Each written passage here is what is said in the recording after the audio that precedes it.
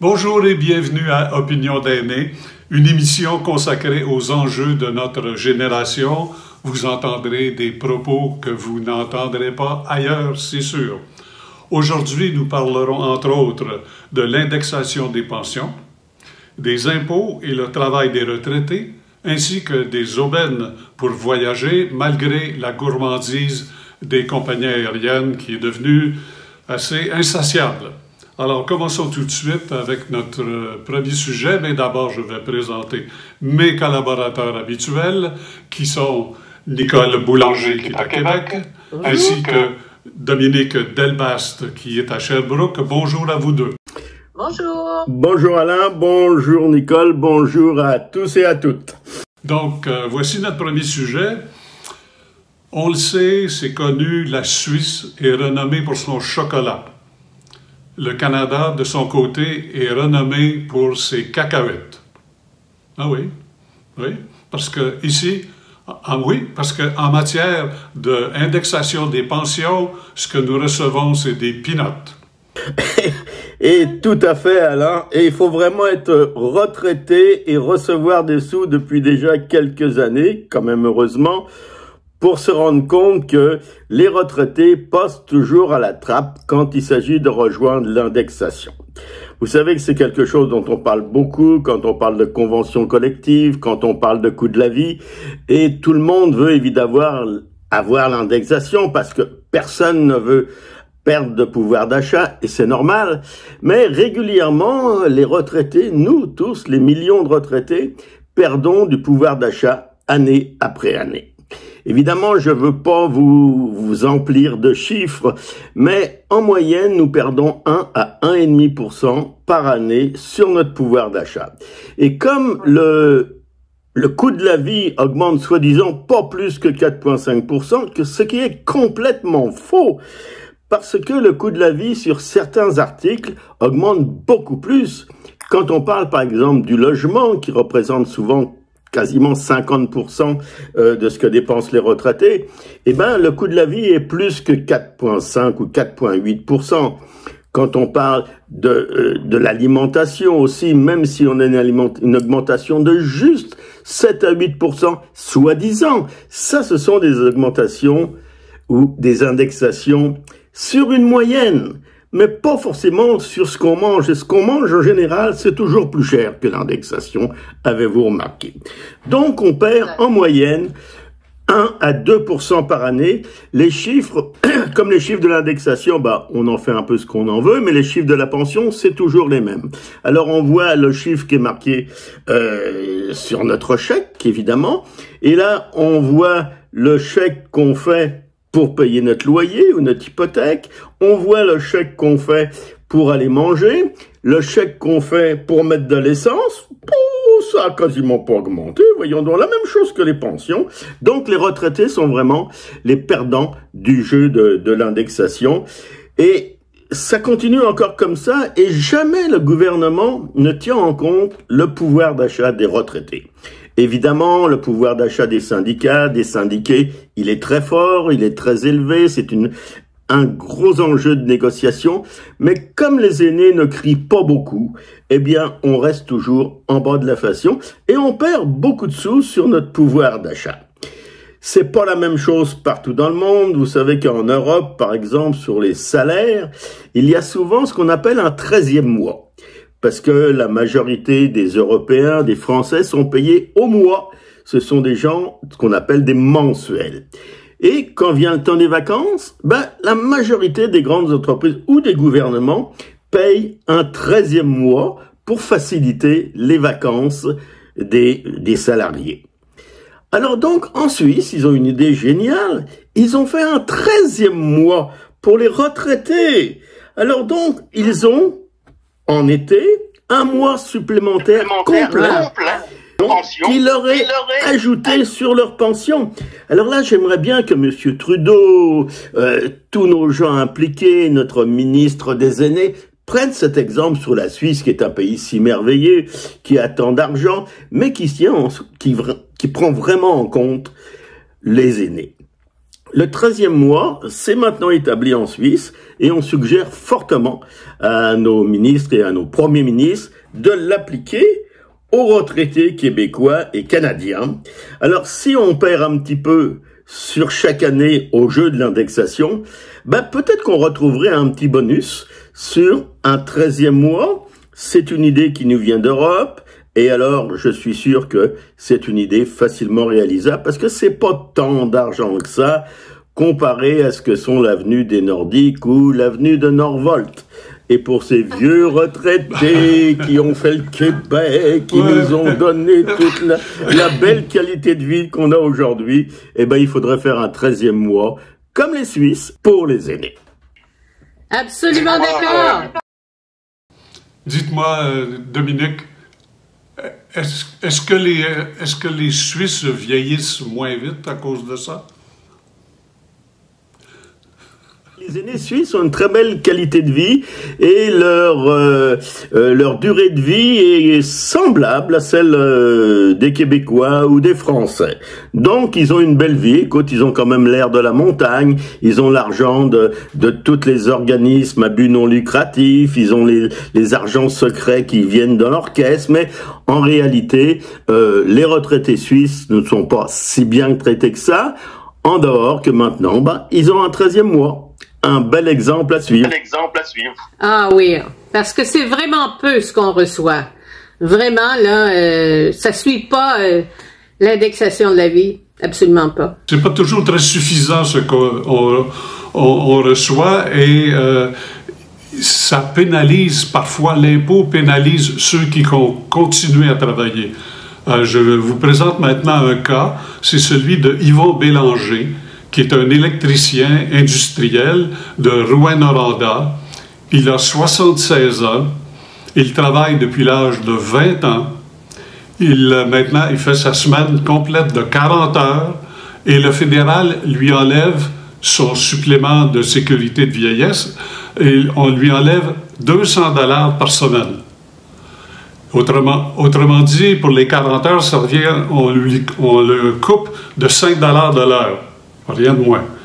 Alors, si vous êtes pensionné, comme vous et moi, là, vous avez droit de gagner des revenus jusqu'à un maximum de 784 $ et 67 sous par mois. C'est-à-dire, en gros, 9 400 $ par année. Au-delà de ça, on vous coupe. Alors, le monsieur Tremblay en question, lui, s'il arrête de travailler, il dit qu'il ne pourra pas s'autofinancer, il va être mal pris financièrement. Il parle même qu'il sera obligé d'avoir recours à une banque alimentaire. Donc, pourtant, à 76 ans, il a mérité sa retraite et il fait encore 40 heures par semaine. Alors, il y a un fiscaliste sur le sujet, dans un reportage que j'ai lu dans le Journal de Montréal, qui explique que les gouvernements devraient autoriser davantage de revenus afin que les gens puissent prendre une retraite qui est méritée et aussi les inciter à rester, à demeurer à temps partiel ou non sur le marché du travail. Après tout, il y a une pénurie, mais bon, on préfère, je suppose, d'autres solutions. Alors, est-ce que les gouvernements vont faire quelque chose en termes de pension, d'augmenter les pensions?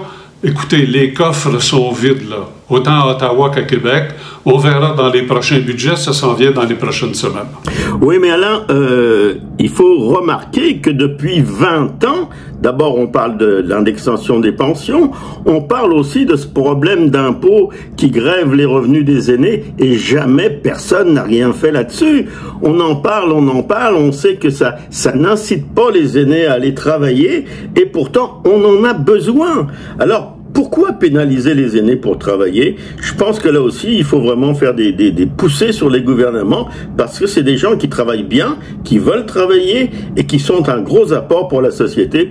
Pourquoi encore là les pénaliser comme on les pénalise au niveau des retraites sur l'indexation? On a travaillé peut-être 40 ans, 45 ans, puis on a donné beaucoup de nos salaires à ces gouvernements. Puis là, les gens ont de la difficulté à vivre convenablement. C'est ça qui est vraiment triste à voir. Et je vous ferai remarquer que tous les dirigeants de nos sociétés, tous les chefs de service qui travaillent pour les gouvernements ou pour des grosses compagnies, ils sont tous très largement payés au-dessus de l'indexation, parfois 10, 20, 30 fois l'indexation, sans aucune explication valable, alors que nous, on est toujours dans le trou. Exact, absolument, vous avez raison. Pour nous consoler, on va changer d'horizon un peu. On va parler de voyage. Alors, pendant la pandémie, on s'en rappelle, les compagnies aériennes, littéralement, quêtaient. Ils menaçaient de disparaître, ils quêtaient des fonds publics, ce qu'ils ont obtenu de façon généreuse. Et depuis ce temps-là, les compagnies aériennes se sont remplumées et maintenant, elles sont devenues très affamées. On presse encore notre portefeuille, n'est-ce pas, Nicole? Alors, les Québécois ont appris que pour leurs prochaines vacances, ça allait leur coûter plus cher pour voyager, surtout en avion, bien sûr, en raison de cette augmentation de plus de 16% des frais de bagages enregistrés avec les compagnies aériennes. Après United Airlines, ce fut au tour de WestJet, d'Air Canada, de suivre la tendance de l'industrie. Une hausse par valise attribuable, dit-on, à l'inflation, l'augmentation des coûts de l'essence, des opérations, etc. Pour le moment, il y a Air Transat qui résiste à la tentation d'appliquer la hausse. Des revenus dont l'industrie a grandement besoin, plus ou moins, dû, comme vous le disiez, Alain, à la fin de cette pandémie, c'est une augmentation de 15% par rapport à l'année précédente. Aux États-Unis, les compagnies aériennes ont récolté quand même 6,8 milliards de dollars US en 2022 et plus de 5 milliards US lors des 3 premiers trimestres de 2023. Pendant ce temps au Canada, eh bien là, silence, aucune donnée n'est disponible à ce sujet à l'Office des transports du Canada. Est-ce que la prochaine étape pour les joueurs majeurs de l'industrie sera de faire payer les frais de bagages de cabine? On se pose la question. Certaines compagnies à bas prix comme Sunwing ont commencé à facturer les bagages qui entrent dans l'avion. La compagnie aérienne qui est passée aux mains de WestJet l'an dernier facture 25 $ depuis 2022. Même chose du côté de Porter avec l'achat d'un billet standard. En terminant, juste un petit aperçu, eh bien Air Canada, première valise, on vous charge 35 $, deuxième valise 50 $. Pour WestJet, à peu près semblable, première 35, deuxième 55. Aux États-Unis, ben là, c'est en dollars américains. United, la première valise, 40 $ américains. Et si on paie l'avance, 35 $ US. Alors, c'est à peu près semblable aussi pour toutes les autres compagnies américaines. Donc, on paie. On paie encore. J'en doute pas. J'en doute pas. J'en doute pas. Bon, alors, passons à quelque chose de plus réjouissant. Nos deux personnalités de la semaine, les gens qui sont des exemples que la vie active ne cesse pas à 65 ans. Alors, Dominique, qui sont ces personnalités? Eh bien, on avait Paul Oud. On a eu Paul Oud qui a été une personnalité extraordinaire dans le domaine des médias. Et tout le monde a l'impression d'être l'ami de Paul Oud, parce que Paul Oud a été longtemps à la radio, il nous a accompagnés dans le retour à la maison, il nous a accompagnés le matin, et c'était vraiment comme un ami, c'était quelqu'un de la famille, c'était quelqu'un de très proche.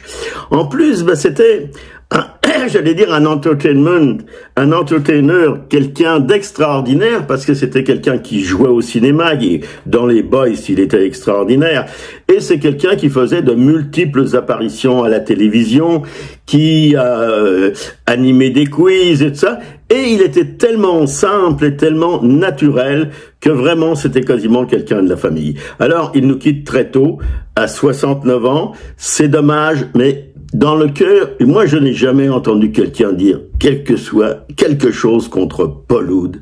Paul Oud avait fait l'unanimité dans le monde des médias et dans le monde de ses admirateurs. Alors, salut Paul Oud, merci pour tous les bons moments que tu as passés avec nous et on te remercie d'avoir été là. La deuxième personnalité, Alain. Yvon Deschamps, qui a 80 ans et plus, et maintenant a commencé une tournée de spectacles.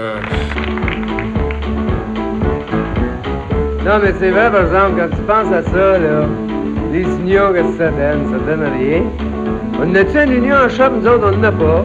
Hey, moi, ça fait 15 ans que je travaille à la shop, hein? Ça fait 15 ans qu'il n'y a pas d'union, ça donne. On n'a pas d'union, puis ça n'empêche pas que depuis l'année passée, on a la semaine de 54 heures. Et puis, on a notre congé à Noël, ben non, au jour de l'an. Et puis, l'été, on a une semaine de vacances payées. On la prend pas toujours, mais on l'a pareil. Hey, moi, ça paraît pas, hein? Ben, je me fais des semaines de 102, 103. Puis déjà, avec l'overtime, je suis allé me chercher 113. Je me rappelle dans les années 70, après l'Hostie Show avec Yvon Deschamps, avec les unions que ça donne. Après, c'était vraiment une période extraordinaire pour l'humour et tout ça. Et je me rappelle d'avoir vu Yvon Deschamps au moins une vingtaine de fois à la Place des Arts.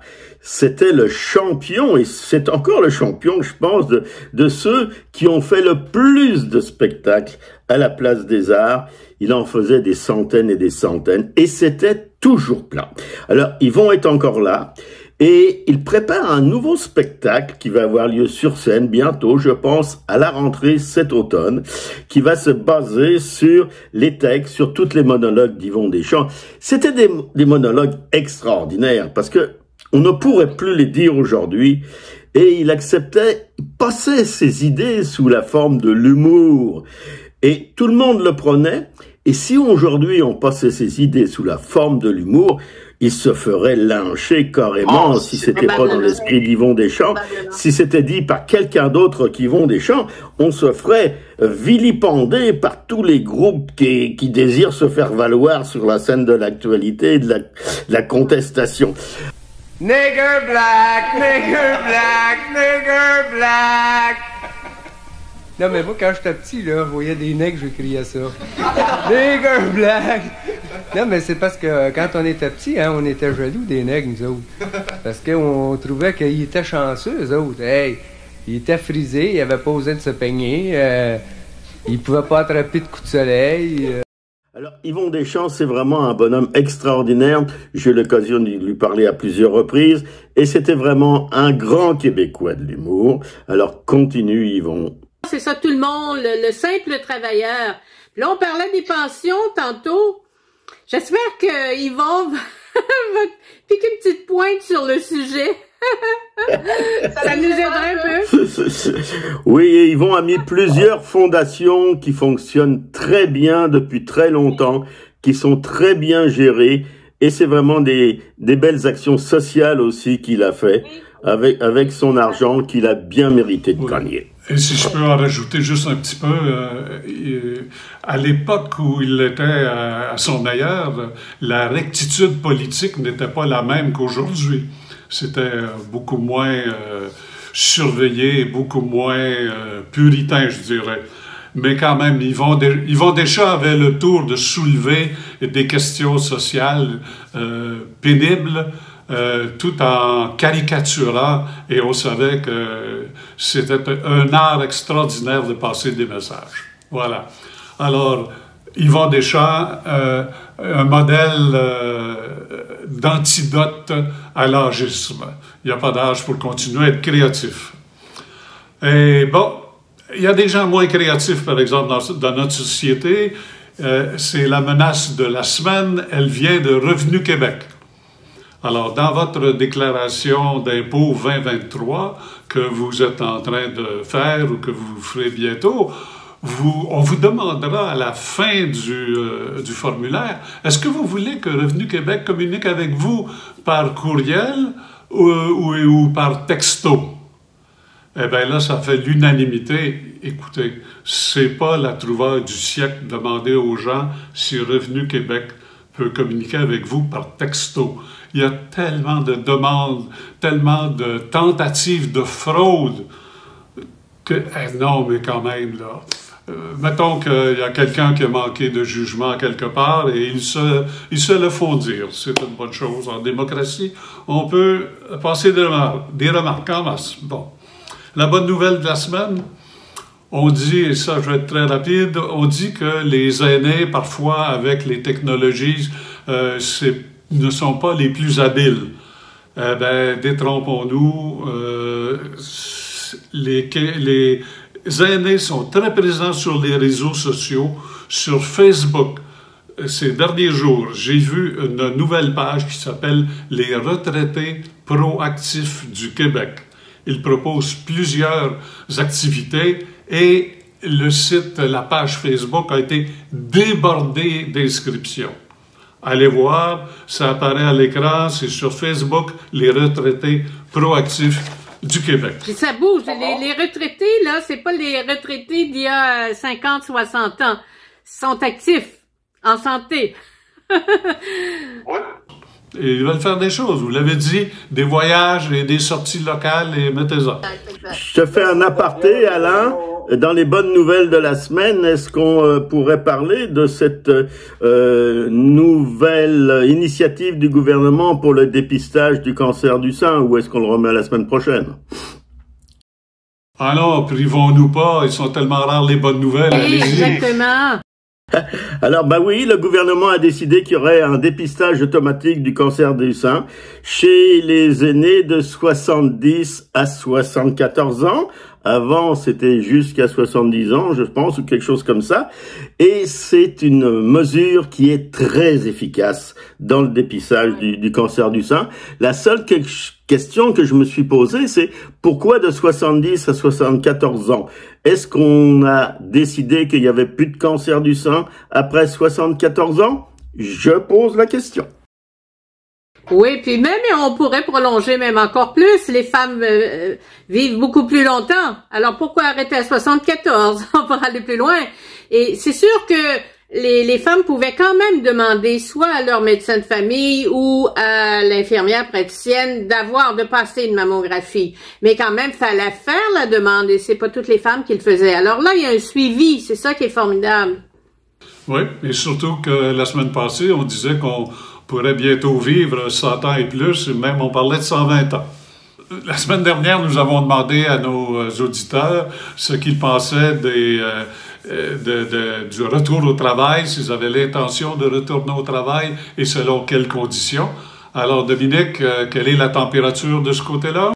En général, les gens sont pas contre retourner au travail. Il y en a qui iraient une quinzaine, une vingtaine d'heures par année. Ce qui les ennuie, c'est toujours le problème de payer de l'impôt et finalement ils viennent à travailler pour 7, 8, 10 $ de l'heure quand ils ont compté leurs déplacements, quand ils ont compté les repas à l'extérieur quand ils travaillent.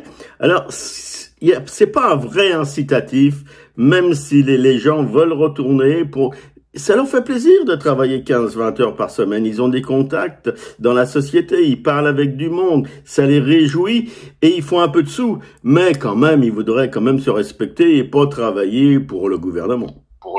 Non. Et c'est bon pour la société aussi de voir des gens plus âgés qui travaillent. Ça sensibilise les ados à leur présence sur le marché du travail. Je pense que on y gagnerait au niveau respect également dans la société. C'est vrai. Bien sûr. En terminant, qu'est-ce qu'on demande cette semaine comme question à notre public, Nicole? Oui. Où irez-vous en voyage prochainement et à quel prix? C'est toujours ça, hein? Eh bien, c'est ce que nous saurons la semaine prochaine. D'ici là, profitez de la vie. Merci de votre écoute. À la semaine prochaine. La semaine prochaine.